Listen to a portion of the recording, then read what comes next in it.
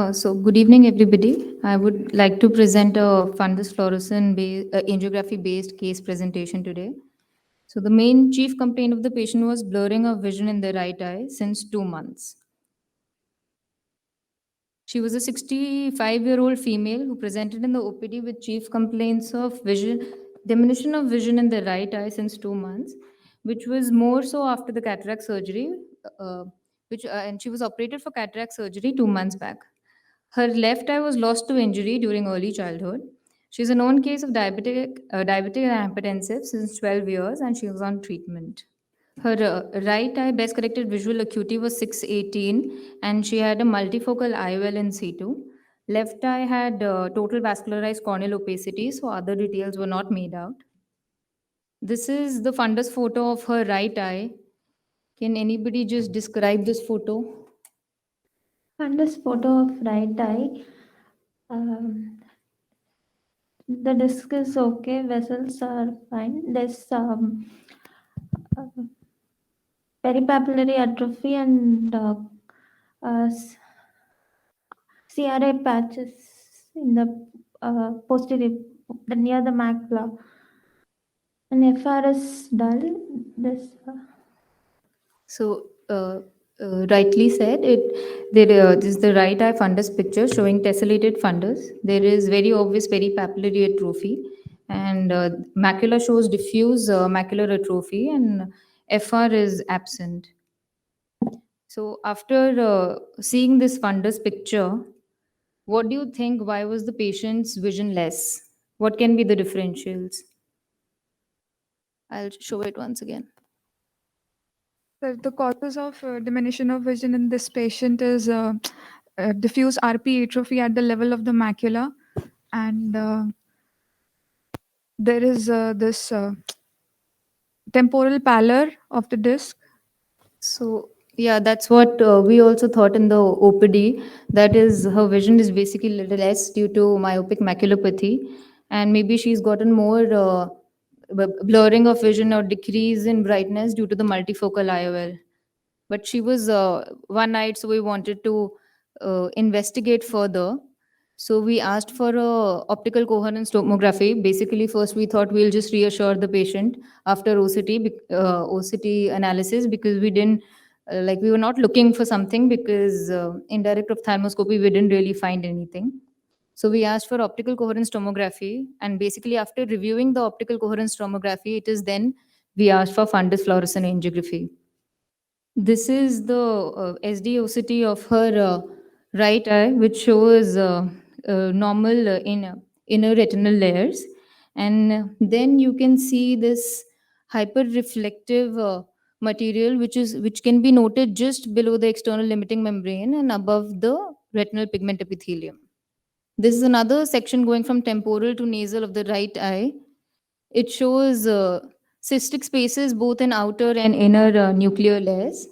Then again, there is this hyperreflective material with some fuzzy borders extending all the way up to nasally. It extends from somewhere here and goes towards the nasal side. This was her OCT.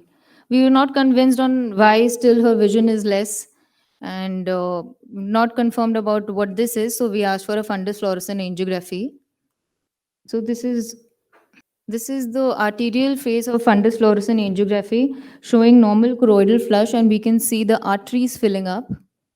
Nothing unusual or abnormal in this picture. Then this is the early arteriovenous phase, calling it arteriovenous because we can see this lamellar flow in the veins here. And some subtle hyperfluorescence we can see filling up the FAZ area if we look closely. Then in the mid arteriovenous phase, we can see that hyperfluorescence, which has increased from the previous photo. Again, in the later phases, this hyperfluorescence further increases. And in the late phase, we can see increase in the hyperfluorescence, which has increased, like basically it has increased in intensity. And now the borders have also become fuzzy. So, which is suggestive of some leakage.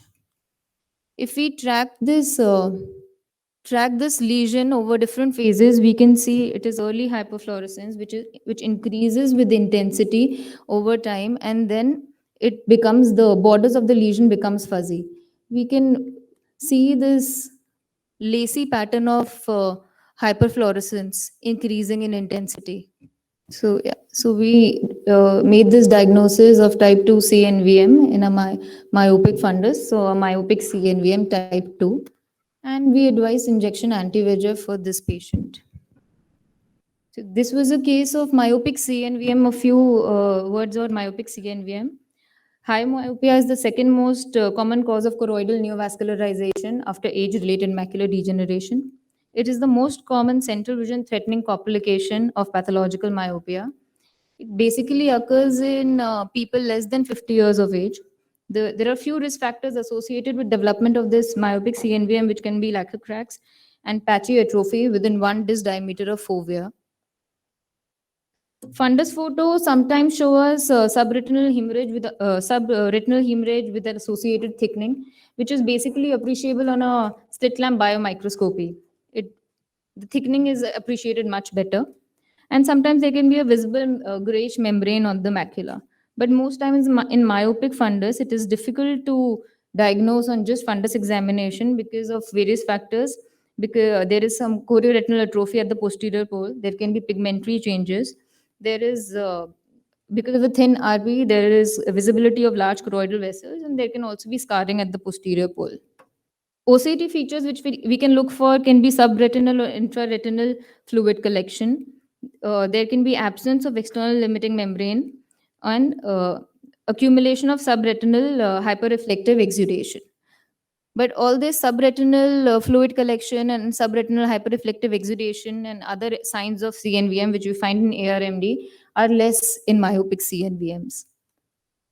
There are few octa features which have also been described as disorganized vascular loops, which are basically the immature vessels, and there are organized interlacing pattern, which is a more mature form. So coming to why FFA, if we have OCTA, why to put the patient through invasive method of investigation? That is, there is this one paper which was published in European Journal in 2019, which said FFA or fundus fluorescein angiography must be done as a diagnostic tool for the first time when the patient comes, and later on you can always follow it up on OCT or OCTA. This is because there is abnormal vascular network can still persist on OCTA, which is independent of the activity. There can be segmentation errors and fixation artifacts on OCTA. Segmentation errors owing to the anatomical structure of the eyeball, because sometimes in these myopic patients we have longer eyeballs, posterior staphyloma. So segmentation of different layers is difficult. That is why fundus fluorescein angiography till now holds good for the diagnosis of this condition. So take home message is it is the myopic CNVM is most common sight threatening complication in young myopes. So we should maintain a high level of suspicion in recent onset blurring of vision in a high myope. Fundus fluorescein angiography is still the gold standard in its detection. And further, OCT and OCTA can be used to monitor response to anti-VEGF therapy. These are the acknowledgements. Thank you.